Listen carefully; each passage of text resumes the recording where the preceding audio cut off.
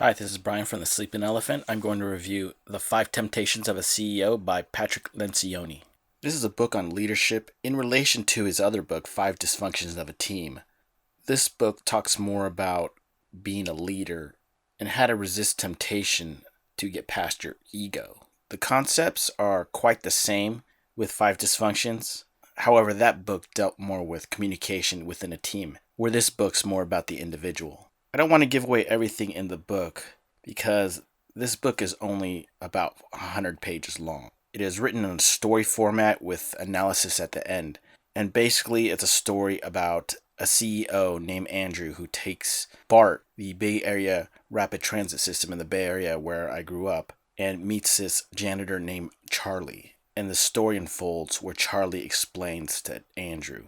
And the story unfolds slowly and where Andrew's ego goes down to learn simple wisdom. The emphasis being that running a business or being a leader is very simple. To summarize this book in one sentence, it's about leadership and how a leader avoids temptation, being self-aware of his ego, bringing ideas to life, and respecting others. Here's a quick list of the CEO's temptations. The first one is choosing status over results. The second, choosing popularity over accountability. The third, choosing certainty over clarity. The fourth, choosing harmony over conflict. The fifth, choosing invulnerability over trust.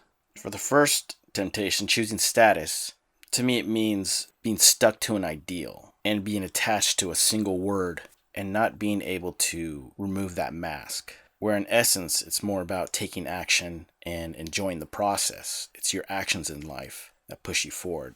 The second temptation, choosing popularity over accountability, this just reminds me about the popular kids in school, doing whatever it takes to be popular, no real substance, and not having the balls to be weird, unique, or an individual. And if you're always popular your whole life and never being rejected, you're never going to understand how it's not really important to be rejected.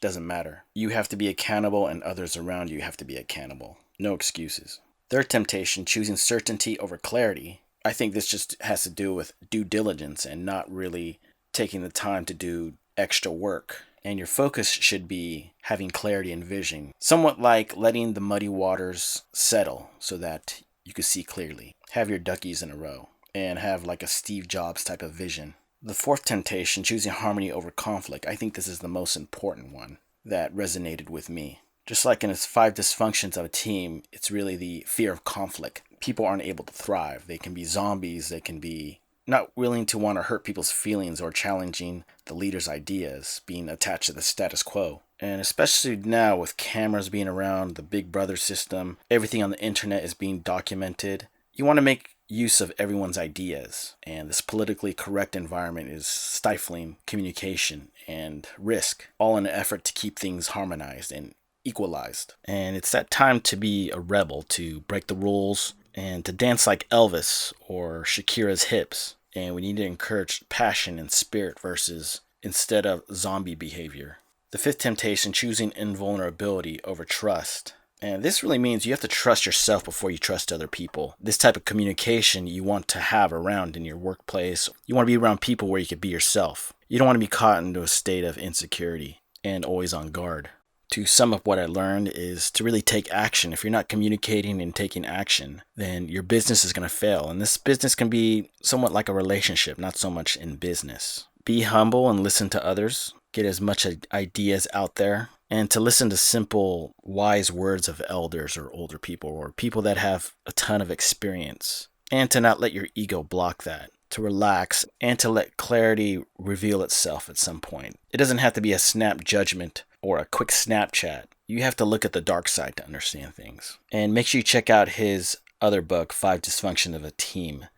That is more of a bestseller than this book.